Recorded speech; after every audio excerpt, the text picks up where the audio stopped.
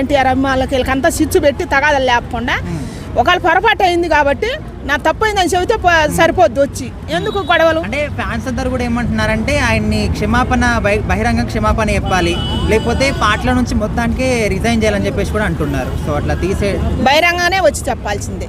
మరి ఎందుకు అన్నాడు రామారావుని అనొద్దు కదా.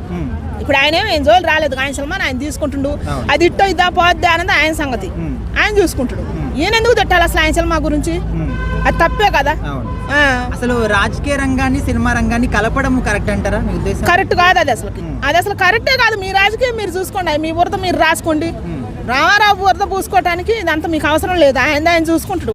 ఎన్టీఆర్ అభిమానులకి వీళ్ళకంతా స్విచ్ పెట్టి తగాదాలు లేకుండా ఒకవేళ పొరపాటు అయింది కాబట్టి నా తప్పైందని చెబితే సరిపోద్ది వచ్చి ఎందుకు గొడవలు. అంటే ఫ్యాన్స్ అందరు కూడా ఏమంటున్నారంటే ఆయన్ని క్షమాపణ బహిరంగ క్షమాపణ చెప్పాలి, లేకపోతే పాటల నుంచి మొత్తానికి రిజైన్ చేయాలని చెప్పేసి కూడా అంటున్నారు.